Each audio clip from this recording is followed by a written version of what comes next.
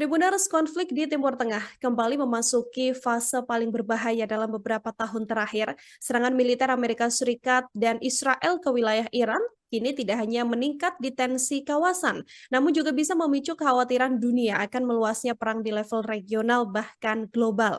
Situasi semakin memanas setelah wafatnya petinggi Iran dalam serangan tersebut yang memicu ancaman pembalasan besar dari Teheran. Lalu bagaimana kita bisa membaca konflik ini? Apakah masih mungkin bisa dikendalikan atau dunia bisa menyaksikan awal dari eskalasi perang yang lebih luas? Saya akan membahasnya dalam Tribun News on Focus kali ini. Sudah tersambung melalui sambungan Zoom bersama dengan saya, ada pengamat Timur Tengah, ada Budina Sulaiman. Budina, Assalamualaikum. Terima kasih banyak sudah bergabung. Waalaikumsalam Mbak Nila, terima kasih juga. Baik, Bu Dina langsung saja menyoal konflik yang saat ini sedang tensinya juga lumayan panas begitu ya. Apakah Bu Dina juga melihat bahwa ini memang kondisi global yang sedang tidak baik-baik saja setelah melihat kondisi di Timur Tengah, terutama konflik antara Iran dan juga Israel Amerika Serikat, Bu Dina? Baik, ya sebenarnya akar dari konflik ini kan ada di Palestina sebenarnya ya. Kebijakan luar negeri Iran sejak 1979 itu adalah uh, berusaha membela Palestina dengan cara memberikan bantuan senjata. Sehingga buat Israel, Iran ini dianggap sebagai ancaman. Nah, kebijakan luar negeri Amerika Serikat selama ini itu adalah menyamakan ya ancaman terhadap Israel sebagai ancaman terhadap Amerika Serikat. Sehingga sejak 1979 itu Amerika Serikat dan juga Israel itu memang selalu berusaha untuk menggulingkan pemerintahan Iran, pemerintahan Republik Islam Iran ini. Dengan berbagai alasan ya, kadang-kadang dengan isu kebebasan perempuan, kadang-kadang dengan isu HAM, lalu yang sering dipakai juga isu nuklir, sehingga kita lihat bagaimana Trump akhir-akhir ini selalu mengancam bahwa Iran tidak boleh punya nuklir. Ya. Kalau sampai Iran punya nuklir, kami akan menyerang. Itu terus yang disampaikan oleh Trump. Padahal nuklirnya Iran itu kan sebenarnya diawasi ya oleh IAEA dan Iran adalah penandatangan NPT dan sama sekali tidak ada bukti Iran menggunakan senjata nuklir. Jadi alasan utamanya Amerika Serikat dan Israel untuk menyerang Iran sebenarnya adalah masalah Palestina ini ya. Sehingga kalau kita melihat situasi ini tereskalasi seperti ini dan kemudian ada potensi kesulitan ekonomi dialami oleh banyak pihak, ya saya pikir semua pihak perlu ingat lagi akarnya apa. Kita lihat bagaimana Palestina sejak 2023, sejak Oktober 2023 seolah nggak ada yang membantu gitu kan. Genosida berlangsung bahkan sampai hari ini tidak ada yang membantu.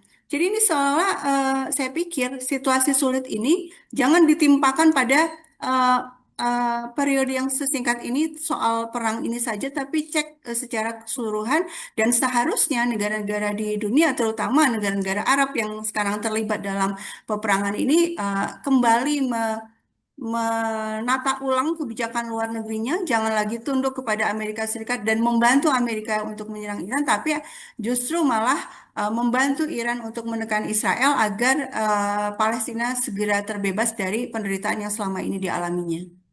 Oke, artinya tidak hanya kita bisa melihat dari serangan yang kemarin tanggal 28 dilakukan ya Bu Nina ya, tapi ini juga sudah merupakan konflik lama sejak era bagaimana konflik yang terjadi juga di Palestina. Bagaimana kalau Bu Nina melihat langkah Donald Trump yang berkali-kali mengatakan bahwa Iran di bawah rezim Ali Khamenei begitu kan ini tidak tunduk pada Amerika Serikat, apakah dengan wafatnya Ali Khamenei ini misi dari Amerika Serikat artinya ingin membawa bahwa Iran juga harus tunduk pada Amerika, Bu?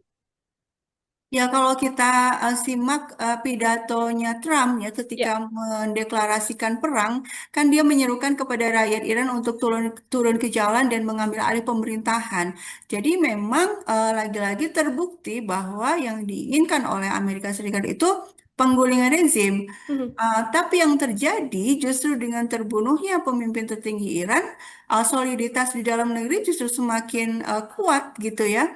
Bahkan kita lihat berbagai pemberitaan yang muncul yang dari Iran ya itu kelihatan sekali orang-orang Iran jutaan orang turun ke jalan menangis dan juga di saat yang sama juga meneriakkan pembalasan ya. Dan pernyataan bahwa mereka siap untuk mengorbankan jiwa raga demi melakukan pembalasan kepada Amerika dan Israel yang melakukan pembunuhan terhadap pemimpin mereka. Sehingga kalau dari sisi tujuan perang kan kita menilai eh, kemenangan dalam perang itu dari sisi tercapainya tujuan perang yang Mhm. disampaikan di awal gitu ya. Donald Trump di awal mengatakan bahwa ya tujuan perangnya adalah penggulingan rezim, tapi ternyata kan tidak tercapai gitu ya. Sama sekali skenarionya yang dia inginkan itu tidak terwujud. Kita melihat bahwa Iran masih tetap berdiri, tidak ada indikasi sedikit pun akan tumbang rezimnya gitu ya, karena strukturnya masih jalan. Dan memang ini terbukti Iran itu bukan negara yang bergantung pada satu figur. Jadi kalau ada satu tokoh gugur, Hmm. sebelumnya di bulan Juni kan itu komandan-komandan top itu juga gugur Ya. juga ya dibom oleh Israel. Tapi kan dengan cepat terjadi suksesi dan situasinya bisa segera dikendalikan. Ini pun kalau kita lihat bagaimana Ayatullah Khamenei itu kediamannya, rumahnya ya, rumahnya itu dibom di 8.30. Jam 11 itu Iran sudah melakukan serangan balasan. Nah, artinya kan cepat sekali ini ya. Jadi tidak apa ya, tidak runtuh tapi justru langsung bisa mengendalikan situasi. Dan mekanisme penggantian kepemimpinan itu juga sudah ada tercantum di Undang-Undang Dasarnya Iran dan itu juga dilakukan ya. Sehingga tidak ada kekosongan kepemimpinan dan semua masih bisa terkendali. Termasuk kalau kita melihat Budina ini kan tadi serangan langsung dilakukan oleh Iran menyasar pangkalan-pangkalan Amerika Serikat di sejumlah negara termasuk juga negara-negara Teluk begitu kan. Meskipun saat ini sedang masa berkabung di Teheran sendiri, apakah kemudian serangan akan meredam atau justru ini menjadi momen untuk pembalasan yang dilakukan oleh Iran? Iya, justru malah saat ini negara atau pemerintah dan militer justru mendapatkan dukungan yang sangat kuat untuk melanjutkan serangan gitu ya. Mhm. Dari pihak Amerika Serikat kan sebenarnya juga sudah mengirimkan pesan juga ya lewat Italia ya meminta untuk gencatan senjata. Nah, malah dalam kondisi seperti ini jauh sekali kemungkinannya Iran mau untuk melakukan gencatan senjata karena dukungan rakyat sedemikian besar untuk betul-betul melakukan pembalasan terhadap Amerika Serikat. Yang kemungkinan yang muncul sekarang adalah bahwa negara-negara Teluk ini yang Ya. berkepentingan ya menekan Amerika untuk menyatakan kekalahan dan berhenti menyerang gitu ya karena buat negara Teluk ini banyak sekali kerugian yang mereka dapatkan ya gara-gara mereka mengizinkan Amerika Serikat menggunakan pangkalan militer yang ada di tanah mereka untuk menjadi basis serangan ke Iran.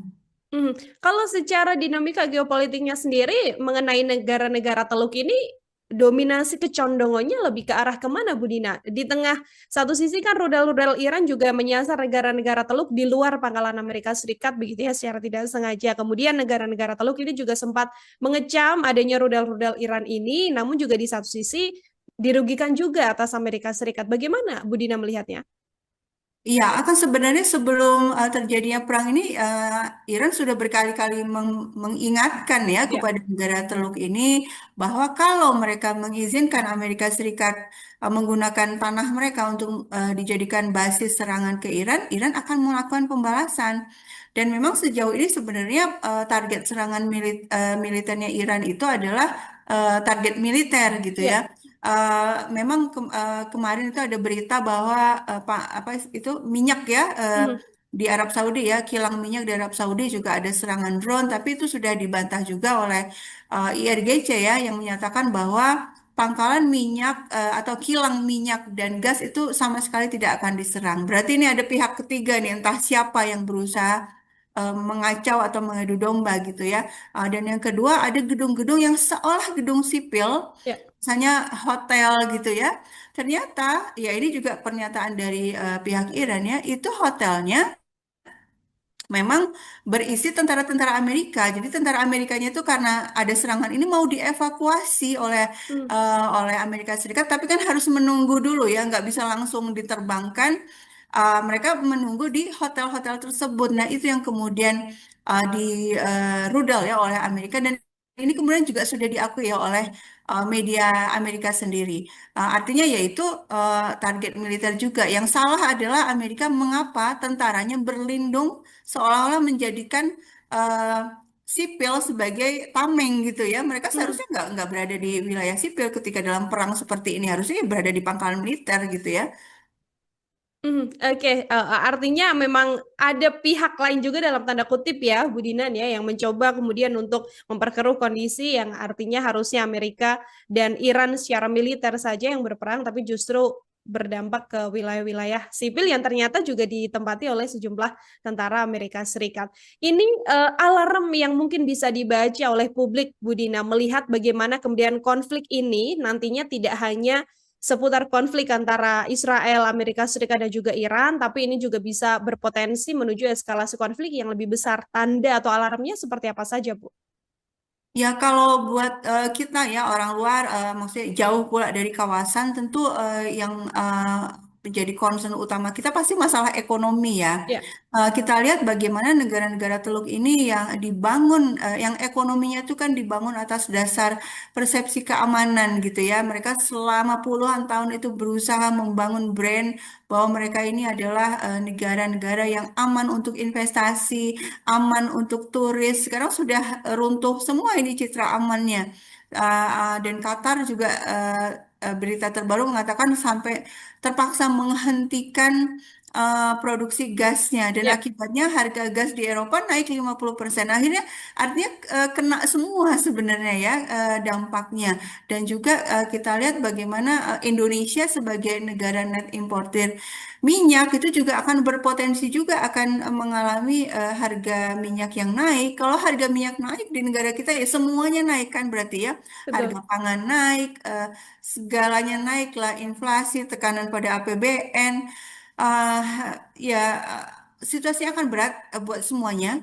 Tapi justru ini menjadi ujian buat kita semuanya. Kita akan diam saja gitu ya, atau kita melakukan tekanan yang memang berdampak supaya ini agresor ini pihak yang melakukan agresi itu betul-betul berhenti gitu ya, baik terhadap Iran juga terhadap negara-negara lain. Kita tahu Israel itu kan juga menyerang Lebanon.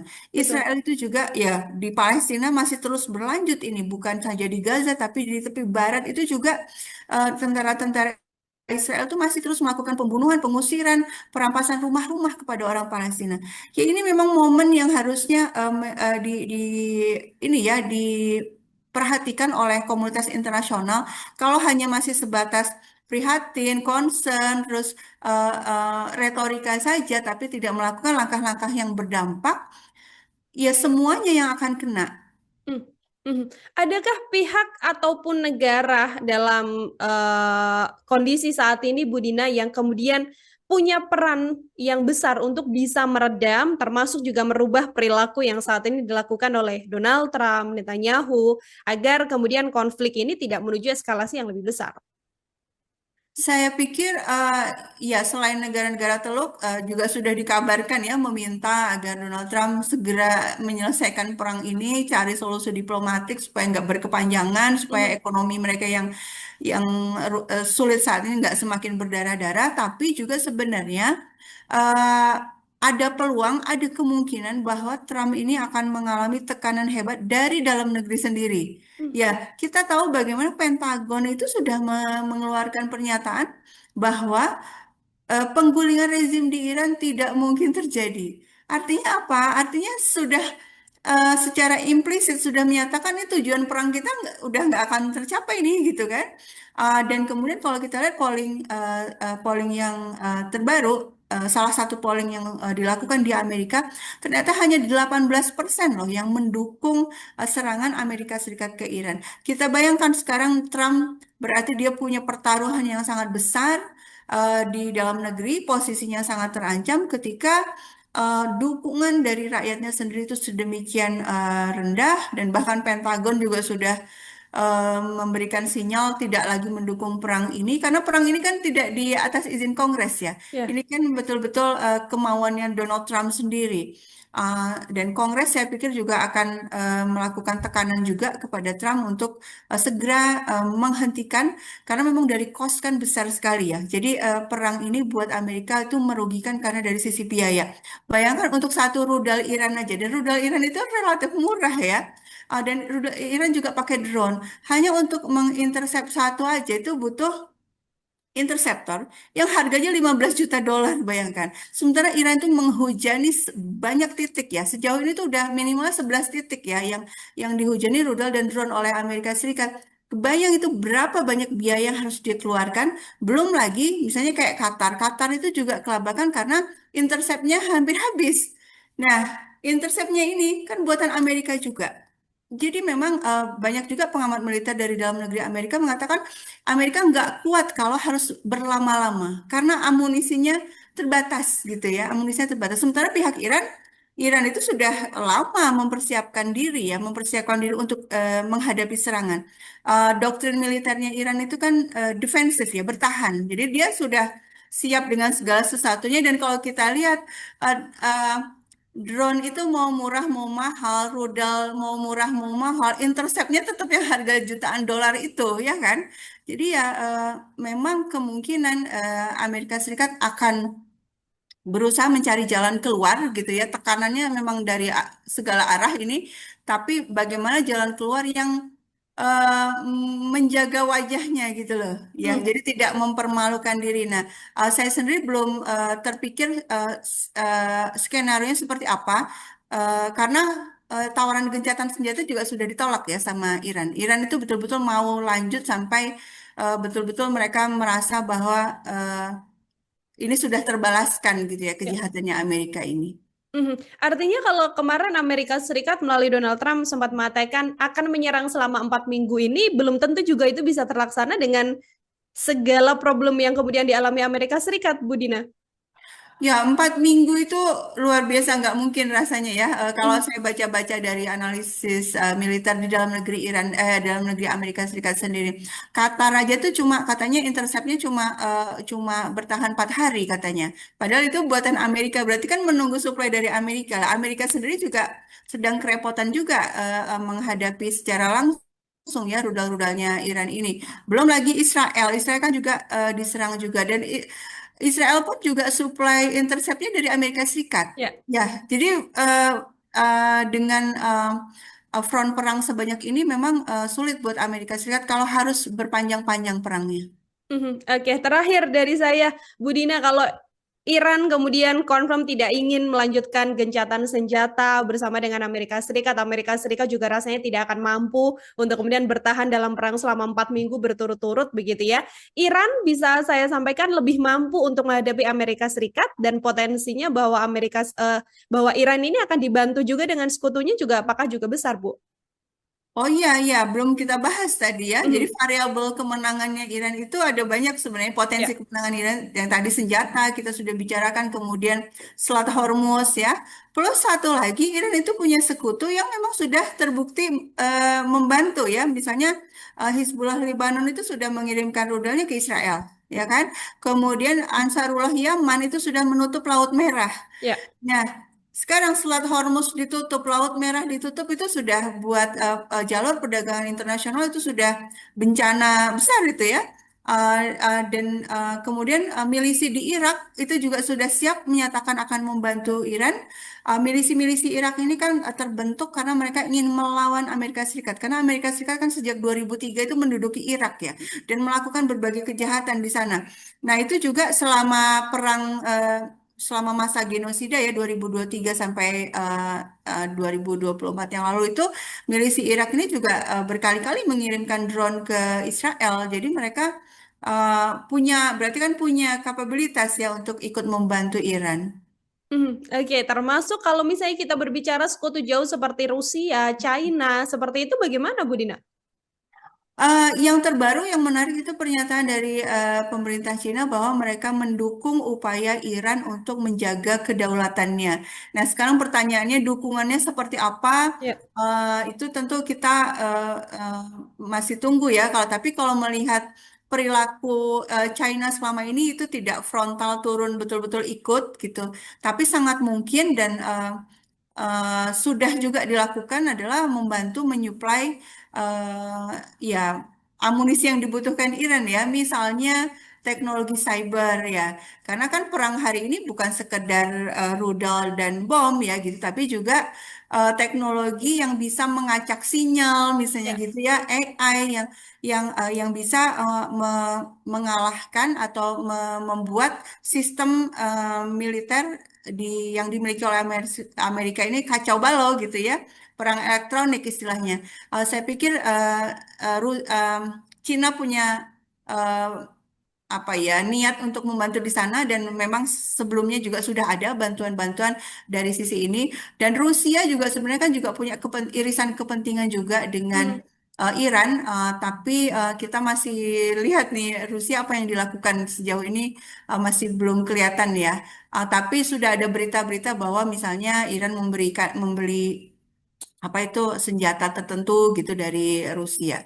Oke, kita akan melihat artinya nanti bagaimana kemudian konflik ini, apakah Amerika Serikat juga bisa redam dengan situasi permasalahan yang juga terjadi di dalam negerinya ya, Bu Dina ya, termasuk juga tadi Iran tidak akan berhenti sampai kemudian dendamnya juga bisa terbalaskan, terutama setelah kematian dari petinggi air Gizi Ali Ayatollah Khamenei. Terima kasih banyak Bu Dina, luar biasa sekali untuk kesempatannya hari ini berdiskusi bersama dengan saya. Semoga di lain waktu ada kesempatan kembali untuk berbincang. Selamat siang, selamat beraktivitas kembali, Bu Dina. Ya, Tribuners, demikian obrolan saya bersama dengan pengamat Timur Tengah, Bu Dina Sulaiman. Nantikan obrolan saya dengan sejumlah narasumber lain dan tema-tema lain hanya dalam Tribun Fokus. Sanila Irda, pamit undur diri. Terima kasih banyak dan sampai jumpa. Download Tribun X sekarang. Menghadirkan lokal menjadi Indonesia.